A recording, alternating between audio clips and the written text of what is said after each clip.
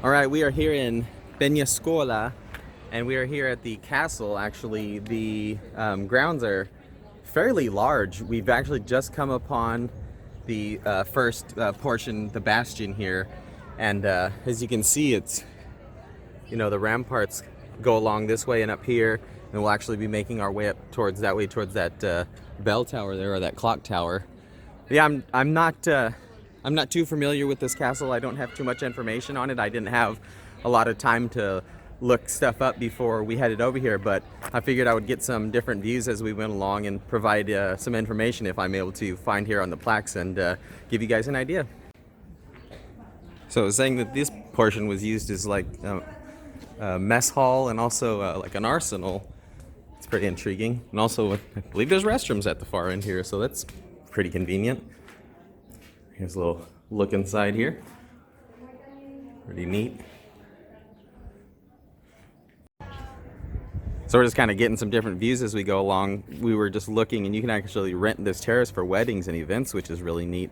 So one thing I learned actually recently, and I don't know what season it was, and maybe if you're more familiar with the show, but they filmed some of the Game of Thrones TV series here.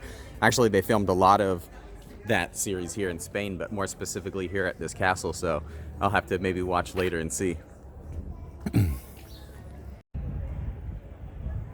Here's a pretty neat building as we're moving closer up towards the castle itself.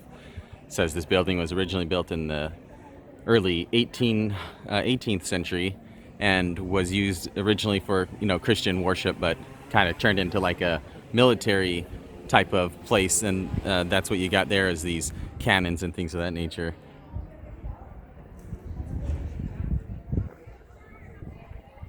So we're just outside the main entrance to the castle here, and I thought we would show this view. It's freaking amazing. But real quick, general admission is $5 a person. There are discounts for disabled students and things of that nature, but you'll need some type of proof, obviously identification, or I think they even had one for unemployed people can get a discount, but you would have to have some type of proof.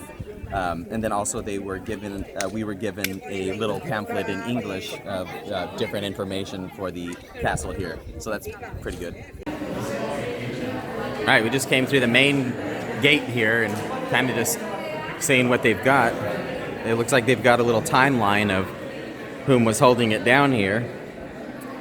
And it's kind of funny, it's tourists.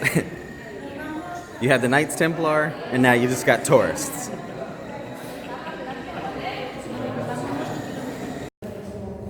So it looks within this little room, they're going to have an informational video play shortly, but basically this is, these rooms were mostly used by the Knights Templar, saying they would keep, weapon storages, and that they didn't need for anything in here because they had food and livestock, grains, whatever they could need in here. They would also actually use this room to store water from a canal that the Moors built, apparently. So pretty interesting stuff.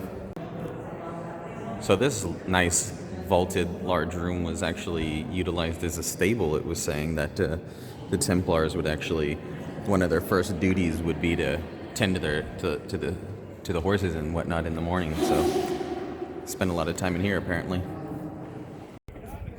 Quite the view up here, huh, babe? It's beautiful. So just up here, I believe this is the highest point of the castle that you can access, or maybe in general it's just the highest point, but wow, it's just an amazing view from everywhere up here. You can just see for miles and miles. Yeah, there's a lot of little nooks and crannies in here. You kind of just got to explore, and you have to be patient because there's a, it's not too late in the season, but it's getting crowded, and you have some tour groups, so you just have to be patient and let them go by and kind of jump through when you can, because some of the spaces are pretty tight. So be mindful of that. All right, we found this sweet set of stairs that looks like it descends now because we were up here at the top. See what we can see down here. It's getting nice and cool in here, that's for sure.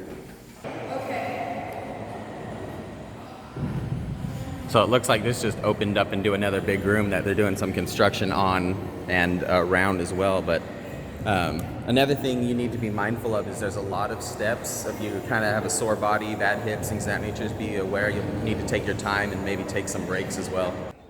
So it looks like there's homage to what I believe is Papa Luna, as Rachel referenced him as.